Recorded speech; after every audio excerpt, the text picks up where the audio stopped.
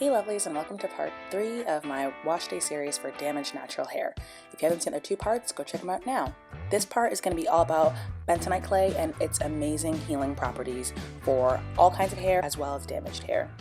You can mix your bentonite clay with several different liquids. I will be doing it with aloe vera juice today. Another option you can use is apple cider vinegar or just plain old water.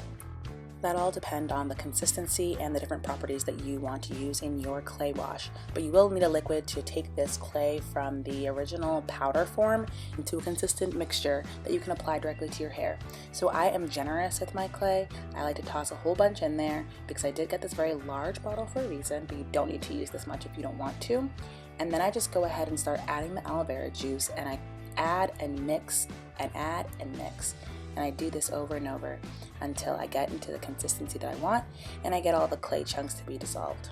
So if you've been following me along, you'll see that I have added apple cider vinegar to my hair already, as well as a hot oil treatment to my scalp, which is what's happening here.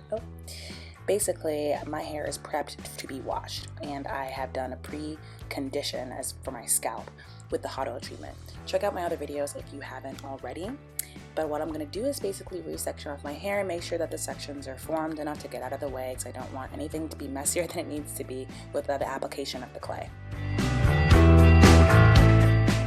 So I've been using bentonite clay on my hair for about 1.5 years now, and ever since I first started using it, it's been an amazing product as far as healing properties, detangling, moisturizing, all of that.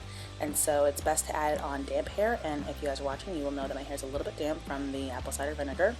And I just continue to apply lots and lots of clay. I'm very generous with the clay, especially with my hair being damaged. I think I've been just applying a lot on there to see if it'll do anything extra for my hair, but as you guys know, ever since about late March, I chopped off all these dead ends already, so they're already gone, but this is sort of an attempt to revitalize my hair however I could while it was still there.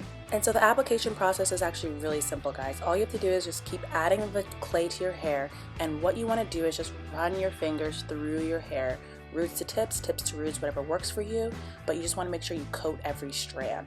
And so the best way that I find to do that is by raking my fingers through my hair, detangling as I go, and making sure that each strand is covered. And that's pretty much the application process. I do this to my entire head, and then you guys will see the next step that I do after that.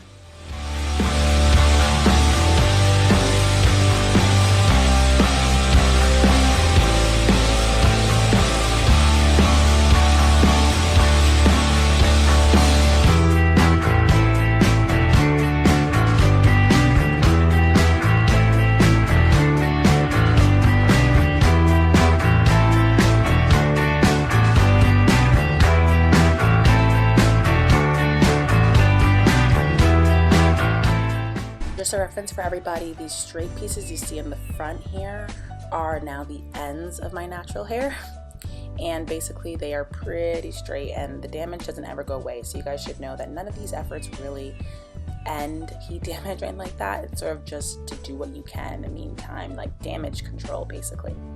And as you guys can see here, the next step that I do is to smooth all the bentonite clay over my edges and over the tops and roots of my hair. What I find this does is it kind of locks in the hair mask, and it makes sure that all the little baby hairs get treated as well.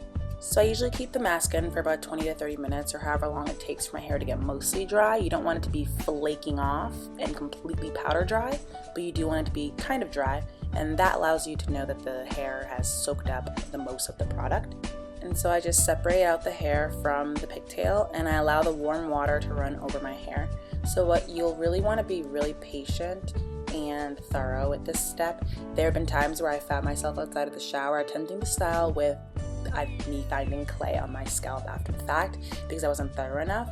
The clay will find a way to latch on. That's what the bentonite clay does. It latches on and absorbs the toxins. So the clay is latched onto your roots and your scalp, and so you have to be very, very thorough and really massage your scalp. And also I run my fingers through the length of my hair to detangle and to rinse out all the clay. As per usual for my hair, the bentonite clay has made my hair very detangled, soft, and curly. As you guys can see, those are my straight pieces there, but the rest of the curls are livened up as much as they can be, and my hair feels really soft. So I just go ahead and switch over to the next side and do the same thing, loosening out and sectioning out and rinsing all over, being very, very thorough and patient with my hair.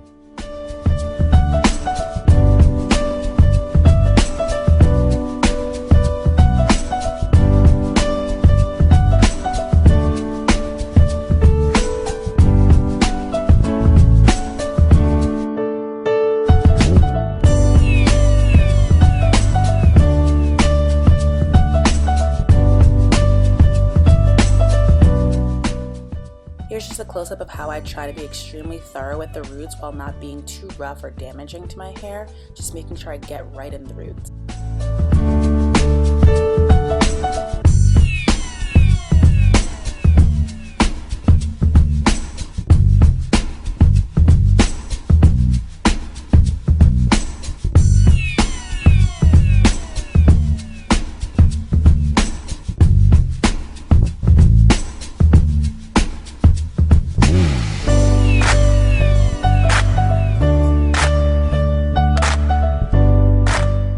So as you guys can see, even with my straightened pieces and damaged hair, I was kind of feeling my hair because it was very soft and it's the curliest that I could possibly get my hair naturally. It was with this bentonite clay. So if you're feeling like you need a hair pick-me-up, you need a hair mask, you need a hair clarification, you need to define your curls, or you just want to bring as much life as possible to your damaged hair, bentonite clay is the way to go. So what I'm doing now is just re-soaking my hair. I just wanted to squeeze out some of the water before to show you guys the curl definition and the true results of the bentonite clay before we move on to the next step. But now I'm just re-soaking my hair to prepare for the next step of the wash day series. So stay tuned for the next part. Just to reiterate, just one point is that yes, I did do all this on one day, but I normally do not do all of this on one day, and normally one person doesn't do all of this for one wash day. It's just sort of to show you guys all the different things you can do to revive the health of your hair. So thanks for watching, you guys. I hope you enjoyed, and stay tuned for the next part of my wash day series.